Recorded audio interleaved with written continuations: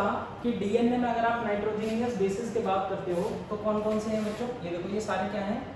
Nitrogenous basis हैं।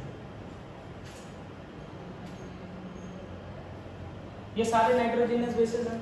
मैंने कहा था nitrogenous basis plus sugar plus phosphate group, ये सारे मिलके क्या बनेंगे? न्यूक्लियोटाइड बनेंगे। लेकिन अगर मैं कहूँ नाइट्रोजीनियस बेसिस मिल गए, ठीक है, और यहाँ पर मैंने शुगर जोड़ दी, क्या जोड़ दी? शुगर। अगर मैंने शुगर जोड़ दी तो यहाँ पर देखो डीएनए है, तो शुगर कौन सी आएगी बेटा? डी ऑक्सी राइबोज शुगर आ गई। यहाँ पर डी ऑक्सी राइबोज शुगर, यहाँ पर भी मैंने कौन सी शुगर जोड़ दी? Deoxyribose sugar. यहाँ भी मैंने वही जोड़ दी और यहाँ भी मैंने वही जोड़ दी, ठीक है। इस चीज को मैं ऐसे दिखा देता हूँ। ये मान लो एडेनिन है, ये एडेनिन है, और एडेनिन को मैंने क्या जोड़ दिया भाई? ऐसे करके जोड़ दिया मान लो।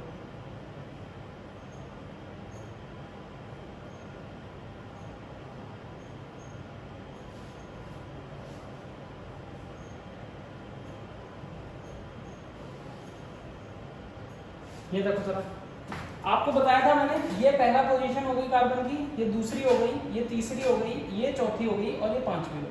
पांचवी पे तो फॉस्फेट ग्रुप अटैच होता था, तो पांचवी पोजीशन पे तो मैंने ऐसे ही छोड़ दिया। लेकिन अगर मैं पहली पोजीशन पर देखूं तो पहली पोजीशन पर क्या जुड़ गया? एडेनिन जुड़ गया, है ना। तो नाइट्रोजीनियस बेस प्लस शुगर, ये क्या है बच्चों? शुगर है, ठीक है। डीएनए की बात चल रही है इसलिए मैंने डीऑक्सीराइबोज शुगर लिया है, ठीक है। अगर मैंने क्या करा, मैंने नाइट्रोजनस बेस और शुगर को प्लस किया, तो मेरे पास जो स्ट्रक्चर बनता है, ये जो स्ट्रक्चर बना है बच्चों, इसको हम एक नाम देते हैं, वो नाम होता है न्यूक्लियोसाइड। क्या नाम होता है इसका? न्यूक्लियोसाइड। बात समझ में आई? न्यूक्लियोसाइड। देखो इसको याद करने का तरीका इतना है बस, एन आ रहा है शुरू में, नाइट्रोजीनियस बेस है इसमें, एस आ रहा है बीच में, तो शुगर है इसमें, ठीक है। तो इसमें शुगर है, यानी ये क्या है भाई? नाइट्रोजीनियस बेस प्लस शुगर, क्या है भाई? न्यूक्लियोसाइड। अगर मैं बात करता हूँ इसमें, अगर मैं क्या जोड़ दूँ बच्चों? फॉस्फेट ग्रुप और जोड़ दूँ, फॉस्फेट ग्रुप और जोड़ दूँ, ये रहा फॉस्फेट ग्रुप जोड़ दिया, फॉस्फेट ग्रुप जोड़ दिया, तो क्या बन गया बच्चों? ये बन गया आपके पास न्यूक्लियोटाइड। ये मैंने क्या जोड़े हैं? फॉस्फेट ग्रुप जोड़े हैं। तो अब तीनों को जोड़ने से क्या बन जाएगा? न्यूक्लियोटाइड। क्या बन गया? न्यूक्लियोटाइड। अब मेरे को अगर मान लो न्यूक्लियोटाइड बनाना हो तो मैं यहाँ कंपैरिजन में बना लूँ, ये रहा एडेनिन, ठीक है, ये एडेनिन जुड़ा हुआ है ऐसे कार्बन से, और यहाँ CH2, और मैंने बोला था फॉस्फेट ग्रुप को मैं P से दिखा दूंगा बच्चों, HOH HH, और यहाँ H। देखो सर, ये क्या बन गया बच्चों? न्यूक्लियोटाइड। बना कि नहीं बना? ये बन गया आपका न्यूक्लियोटाइड। देखो जरा, ये एक न्यूक्लियोटाइड मैंने बना के दिखाया, समझ में आई बात? बिल्कुल सिंपल है, कोई दिक्कत नहीं है। मैंने यहाँ पर नेमिंग करनी थी तो मैंने क्या करा, फॉस्फेट ग्रुप है तो मोनोफॉस्फेट, क्योंकि एक फॉस्फेट ग्रुप अटैच है। डीऑक्सीराइबोज शुगर है तो डीऑक्सी है, एडेनिन है तो adenosine monophosphate, deoxy adenosine monophosphate.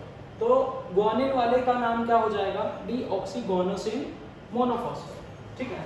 ऐसे ही अगर मैं आगे चलूँ तो मेरे को थाइमिन वाले का नाम रखना होगा, तो मैं लिखूंगा डीऑक्सी थाइमिडीन मोनोफॉस्फेट। फिर उसके बाद में इसको बोलूंगा डीऑक्सी साइटोडीन, साइटिडीन होता है, साइटिडीन मोनोफॉस्फेट, ठीक है। बहुत ही सिंपल सी नेमिंग है। अब देखो, आपको ये पता चला कि मैंने न्यूक्लियोटाइड बनाना तो सीख लिया, ठीक है। कल मैंने आपको क्या कहा था बच्चों? डीएनए का एक मोनोमर क्या है? न्यूक्लियोटाइड है। अब आपको न्यूक्लियोटाइड बनाना आ गया, तो अब सब सीक्वेंट न्यूक्लियोटाइड को आप जोड़ते चले जाओगे, सब सीक्वेंट न्यूक्लियोटाइड को आप जोड़ते चले जाओगे, बड़े आराम से जोड़ लोगे। देखो, एक न्यूक्लियोटाइड होगा, फिर एक दूसरा न्यूक्लियोटाइड होगा, फिर एक तीसरा होगा, फिर एक चौथा होगा, फिर एक पांचवा होगा, उनको जोड़ते चले जाना है बस। और वो जोड़ने से क्या बन जाएगी? पॉलीन्यूक्लियोटाइड चेन, बहुत सारे न्यूक्लियोटाइड्स की चेन। और वो जो चेन होगी वो हमारे डीएनए का एक चेन बनेगी, एक चेन बनी डीएनए, और दूसरी चेन डीएनए की ऐसे ही रन कर रही होगी पैरेलली इसके, ठीक है। तो वही चीज मैं आपको समझाना चाह रहा हूँ कि अगर मैं वैसी चेन बनाना चाहूँ तो वो चेन कैसे बनेगी। तो आपको ये बात समझ में आई बच्चों? 1 2 3 4 और 5 पर आपको फॉस्फेट ग्रुप दिख रहा है, फर्स्ट पे आपको नाइट्रोजन बेस दिख रहा है। अब शुगर से जो क्या जुड़ा होता है? नाइट्रोजनियस बेस जुड़ा होता है। जिस बॉन्ड से जुड़ा होता है उस बॉन्ड को हम बोलते हैं एन ग्लाइकोसाइडिक बॉन्ड, क्या बोलते हैं, एन ग्लाइकोसाइडिक बॉन्ड, ये पूछ लिया जाता है, ये लिख लीजिए, ठीक है। नाइट्रोजनियस बेस शुगर से जिस बॉन्ड से जुड़ा हुआ है उस बॉन्ड को हम एन ग्लाइकोसाइडिक बॉन्ड कहते हैं।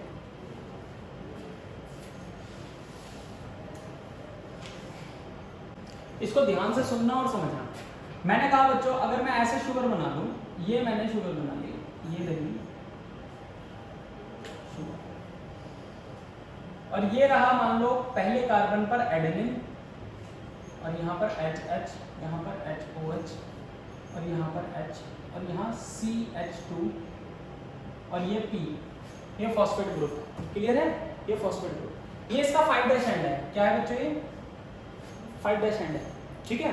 इस 5' एंड को मैंने फ्री छोड़ दिया, इस 5' एंड को मैंने फ्री छोड़ दिया, इसके 3' एंड को उठाया, इसका जो 3' एंड है यहाँ से OH रिमूव होता है, और यहाँ से फॉस्फेट ग्रुप जो है दूसरे वाले का वो जुड़ा होता है, किसका, दूसरे न्यूक्लियोटाइड का, और दूसरे न्यूक्लियोटाइड का CH2 ऐसे होगा और H ऐसे होगा और ऐसे करके O होगा और ऐसे करके यहाँ पर क्या होगा, मान लो कोई भी हो सकता है, साइटोसिन, थायमिन, है ना, ATCG में से कोई सा भी हो सकता है, मान लो मैंने C मान लिया, तो यहाँ H है, यहाँ H है, यहाँ OH है, यहाँ H है, यहाँ OH है, देखो जरा। तो मैं कहूँगा पहले न्यूक्लियोटाइड का 3' एंड जो OH ग्रुप था वो यहाँ से बॉन्डेड है किसके साथ भाई, P के साथ, फॉस्फेट ग्रुप के साथ, और यहाँ से इसका देखो 5' एंड जो है वो अटैच है, ठीक है। ये बात समझ में आ रही है। मैंने कहा यहाँ से 3' एंड मत बोलो, इसको 3 कार्बन बोलो, थर्ड कार्बन। यहाँ से देखो 1 2 3 थर्ड कार्बन है, थर्ड कार्बन का बॉन्ड किससे बन रहा है, 5th कार्बन से बन रहा है, किससे बन रहा है, 5th कार्बन से बन रहा है।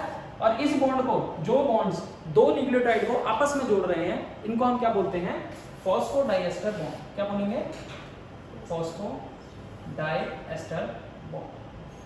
तो आपसे पूछा जाएगा कि फॉस्फोडाइएस्टर बॉन्ड क्या है, तो जो दो न्यूक्लियोटाइड को बॉन्ड जोड़े उसको हम फॉस्फोडाइएस्टर बॉन्ड कहते हैं। क्लियर है बात।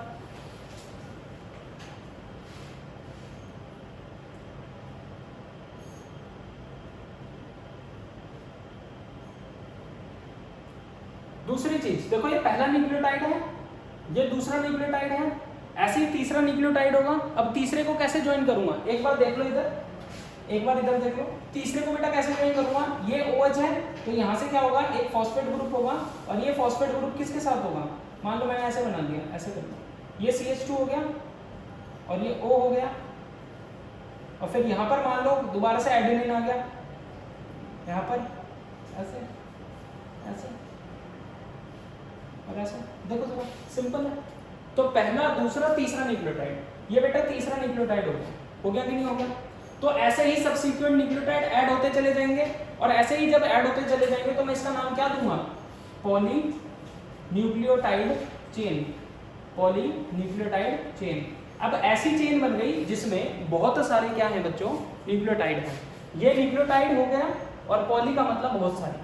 तो न्यूक्लियोटाइड जब बहुत सारे आपस में ज्वाइन हो जाएंगे किसके थ्रू, फॉस्फोडाइएस्टर बॉन्ड के थ्रू, तो पूरी जो चेन बनी अब वो क्या बन गई, पॉली न्यूक्लियोटाइड चेन। इसको ऐसे इमेजिन करो कि मान लो ये ऐसे ऐसे ऐसे ऐसे ये है, और ये एक न्यूक्लियोटाइड है, ये दूसरा न्यूक्लियोटाइड है, ये तीसरा है, ये चौथा है, ये पांचवा है।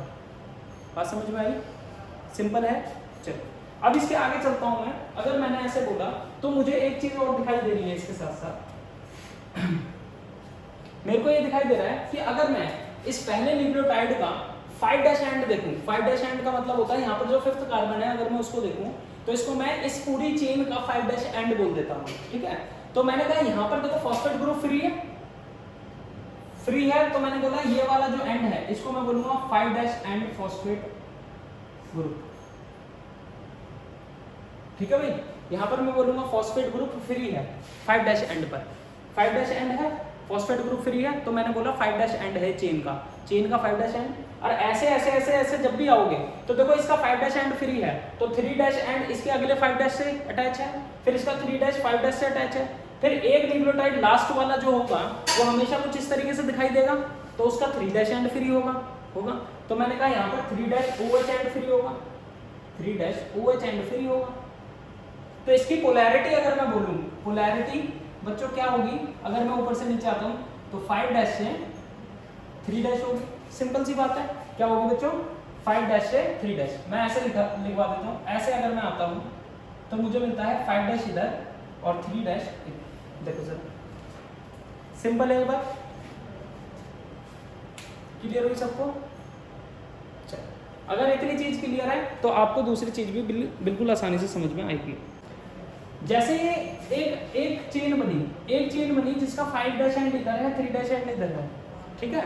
तो स्ट्रक्चर ऑफ डीएनए में अगर आप देखोगे तो इसकी पोलैरिटी ना अलग अलग होती है। जैसे अगर मैं कहता हूँ कि डीएनए डबल हेलिक्स है, ठीक है, डबल हेलिक्स का मतलब है एक की पोलैरिटी 5 डैश एंड से क्या है भाई 3 डैश एंड है, तो दूसरे की क्या होगी, उल्टी होगी, 5 डैश एंड से 3 डैश एंड होगी, ठीक है। इसको हम कहते हैं एंटी पैरेलल। क्या बोलते हैं, एंटी पैरेलल। पैरेलल का मतलब ऐसा होता है कि सीधे सीधे जिस लाइन में दोनों जा रहे हैं वो सेम लाइन है, ठीक है। एंटी पैरेलल का मतलब होता है एक नीचे जा रहा है तो एक ऊपर जा रहा है। तो हमने बोला इनकी पोलैरिटी कैसी होती है, एंटी पैरेलल होती है। एंटी पैरेलल होती है तो मैं को कुछ इस तरीके से पॉलीन्यूक्लियोटाइड चेन बनानी पड़ेगी। कैसे भाई, देखो अगर मान लो यहाँ एडेनिन है तो इसका मतलब 2 हाइड्रोजन बॉन्ड कौन बना रहा होगा इसके साथ, थाइमिन बना रहा होगा, थाइमिन बना रहा होगा। थाइमिन अगर यहाँ पर है तो पहले कार्बन पर अटैच होगा वो अगर पहले कार्बन पर अटैच होगा तो ये वाला पहला कार्बन होगा, ये वाला पहला कार्बन होगा, ये दूसरा कार्बन होगा, और दूसरे कार्बन पर H और H होता है, तीसरे कार्बन पे HOH होता है, चौथे पर आपके पास यहाँ H और यहाँ CH2OH। देखो सर, है ना। अब देखो अगर यहाँ पर कैसा है भाई 5 डैश एंड है तो मुझे ऐसा बेस ना बनाकर मुझे उल्टा बेस बनाना पड़ेगा। उल्टा कैसे, देखो इस तरीके से,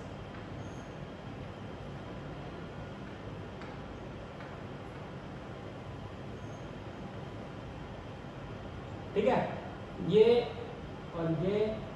और कुछ इस तरीके ऐसे CH2 और इसका P ऐसे फॉस्फेट ग्रुप होगा, और यहाँ पर थर्ड कार्बन जो होगा वो ऐसे होगा, और ये इसका सेकंड कार्बन होगा। देखो सर दिखाई दे रहा है, first carbon, second carbon, third carbon, fourth carbon and fifth carbon.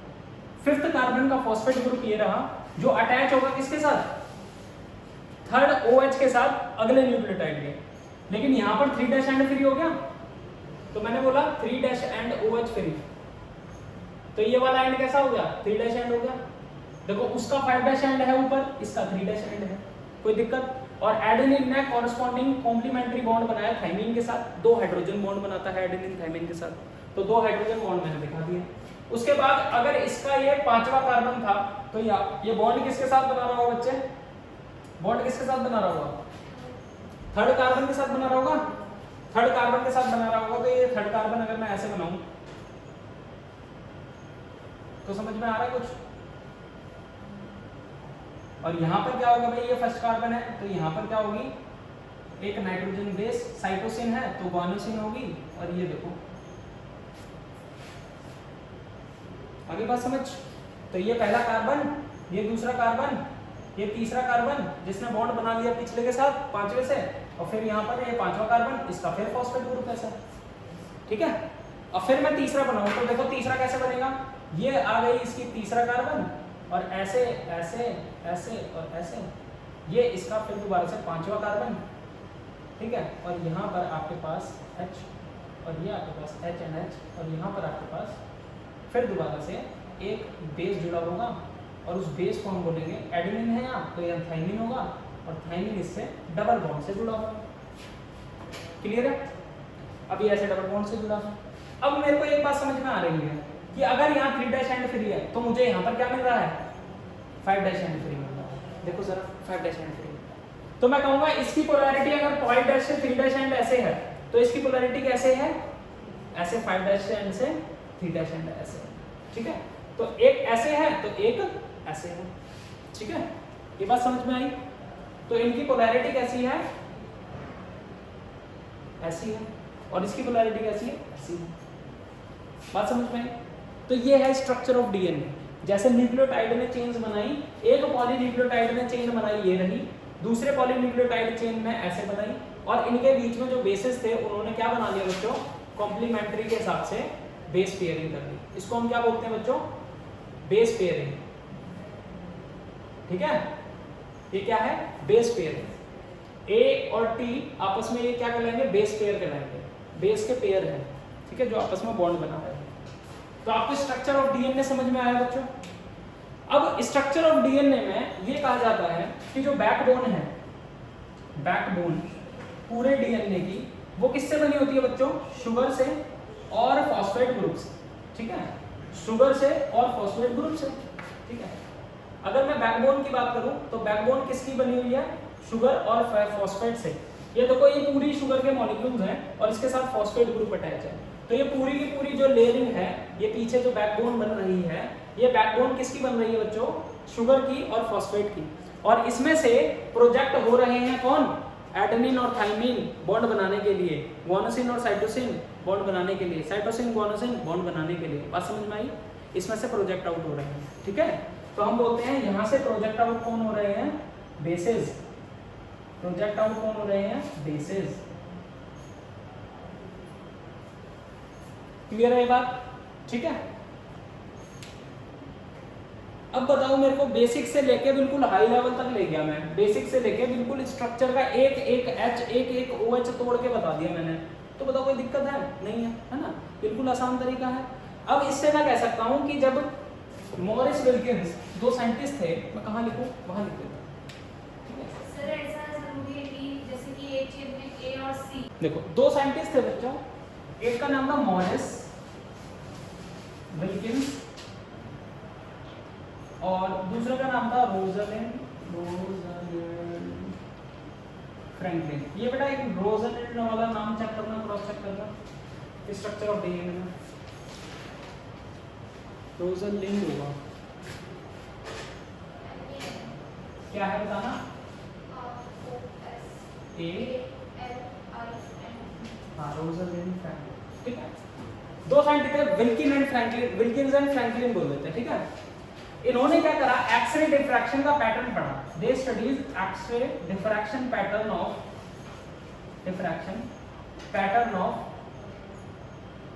DNA molecule, ठीक है।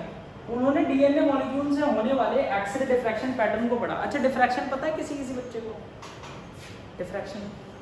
डिफ्रैक्शन का मतलब होता है लाइट का बेंड हो जाना किसी भी ऑब्स्टेकल के सरफेस से, ठीक है। सरफेस से जो बेंड होती है लाइट, उसको हम क्या बोलते हैं? डिफ्रैक्शन बोलते हैं। इतना ही बायोलॉजी के लिए बहुत है, बाकी फिजिक्स की क्लास में समझ लेना, ठीक है। एक्सरे डिफ्रैक्शन पैटर्न, जब डीएनए मॉलिक्यूल, अगर मान लो मैंने डीएनए मॉलिक्यूल आगे रख दिया, ये एक ऑब्स्टेकल की तरह काम करेगा, आगे से मैंने एक्सरे लाइट गिरी और एक्सरे लाइट का डिफ्रैक्शन पैटर्न जो उसके पीछे फिल्म शीट पे मिला, तो जो एक्सरे पैटर्न मिला वो कुछ ये सजेस्ट करता था कि जो इन्होंने डाटा कलेक्ट किए, जो डाटा था ना, ये डाटा कलेक्ट किया किसने भाई? मॉरिस विल्किंस और रोजलिंड फ्रैंकलिन ने एक्सरे का डाटा इकट्ठा किया और बताया कि भाई एक्सरे डाटा जो है डिफ्रैक्शन पैटर्न, वो डीएनए मॉलिक्यूल का कुछ इस तरीके से है। क्लियर है? फिर उसके बाद इस डाटा पे काम करके किसने बताया हमें? जेम्स वॉटसन और फ्रांसिस क्रिक ने। जेम्स वॉटसन और फ्रांसिस क्रिक ने सजेस्ट किया कि ये जो एक्सरे डाटा है, इसको अगर स्टडी किया जाए और पता लगाया जाए तो हमें ये कंक्लूजन निकलेगा। हमारे पास कंक्लूजन क्या आएगा एक्सरे डाटा से? कंक्लूजन ये आएगा कि DNA is a double helical structure, या फिर मैं बोलूं DNA is a double helix structure. Double helix का मतलब क्या है बच्चों? दो चेन आपस में रन कर रही हैं और एक हेलिकल स्ट्रक्चर बना रही हैं। हेलिकल होता है एक ऐसे राउंड स्ट्रक्चर बनाना, घूमने वाला। एक धागा उठाओगे, उस धागे को ऐसे अगर आप घुमाओगे तो एक हेलिकल बनता है, उसको हम कहते हैं हेलिकल स्ट्रक्चर। तो दो चेन्स का क्या है भाई? हेलिकल स्ट्रक्चर है। ये बताया था किसने भाई? जेम्स वॉटसन, फ्रांसिस क्रिक ने। बात समझ में आई? एक्सरे डाटा अगर आपसे पूछा जाए किसने कलेक्ट किया, किसने बताया पैटर्न, तो वो विल्किंस एंड फ्रैंकलिन ने बताया। लेकिन स्ट्रक्चर ऑफ डीएनए किसने डिफाइन किया? Double helical, Watson and Crick ने।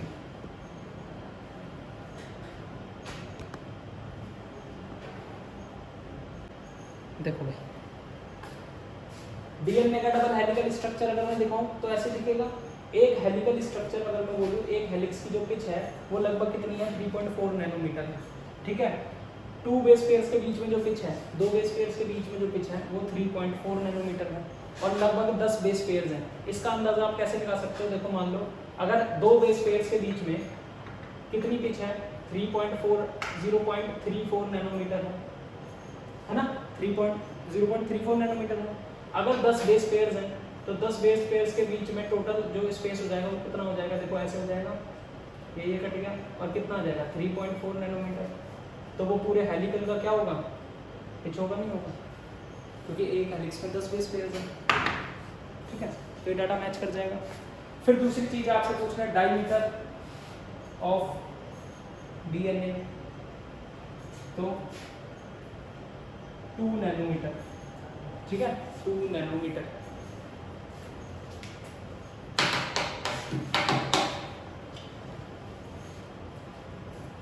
अब मैं आपको एक रूल बता रहा हूँ, चार्गफ्स रूल, बहुत इंपॉर्टेंट है और बहुत कुछ डीएनए के बारे में वो बताता है।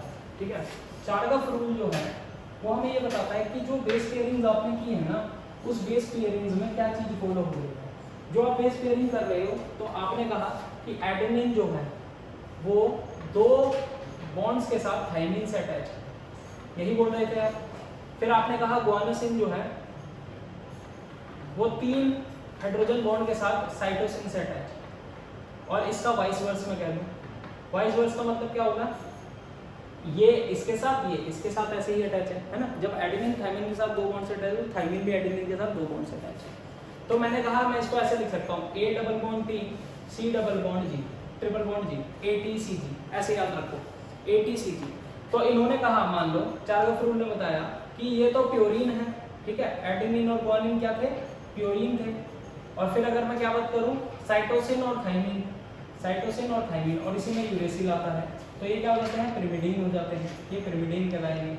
ठीक है, तो इन्होंने कहा कि जो प्योरीन्स हैं, जो प्योरीन्स हैं वो इक्वल टू क्या होते हैं, पिरिमिडीन्स होते हैं। जो प्योरीन्स हैं एक डीएनए में वो पिरिमिडीन्स के इक्वल होते हैं।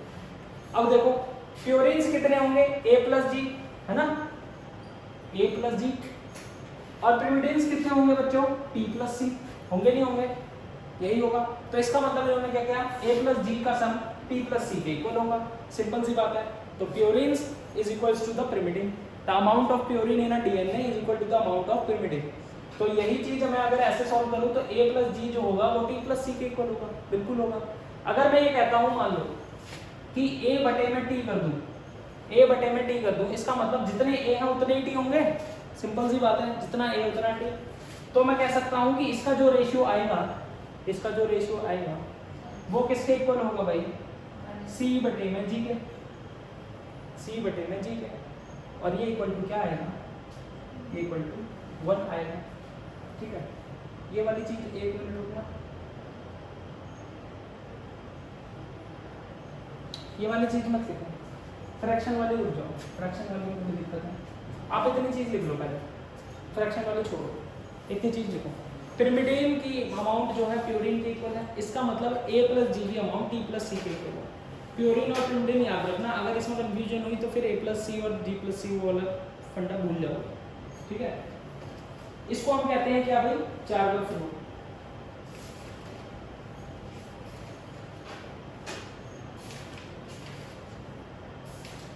आप ऐसे बोल सकते हो कि A/T इक्वल टू 1 हो सकता है, ठीक है, या C/G इक्वल टू 1 हो सकता है। ठीक है, C/G इक्वल टू 1 हो सकता है। क्यों हो सकता है 1? अगर मान लो मैंने 70 एडेनिन लिए तो 70 ही थाइमिन होंगे, तो क्या हो जाएगा, 1 हो जाएगा। अगर मैंने 80 क्या लिए, साइटोसिन लिए, तो 80 ही गुआनिन लूंगा तो 1 हो जाएगा।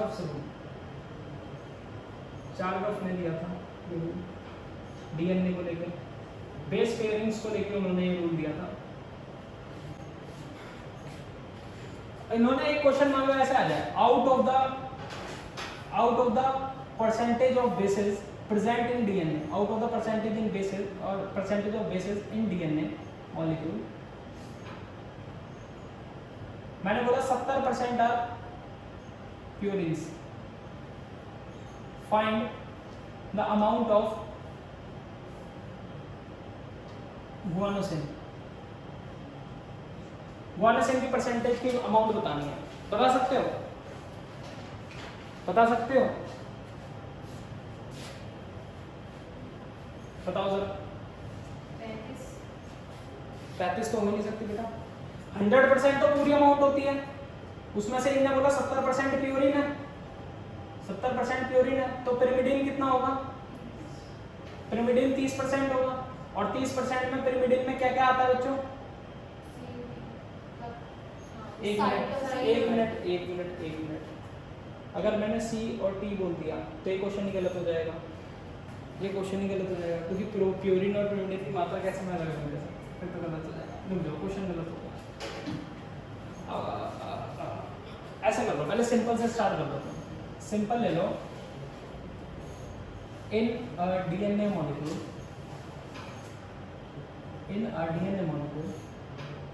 there are 17 adenine present, ठीक है। Find the number of thymine, ठीक है, and also find the number of guanosine,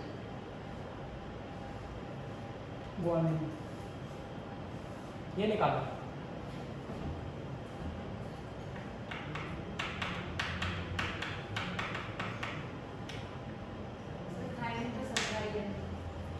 total number देना पड़ेगा इसके लिए, total number of molecule, total number of basis कितने हैं यहाँ पर, मान लो 40 हैं, तो टोटल नंबर 40 होगा।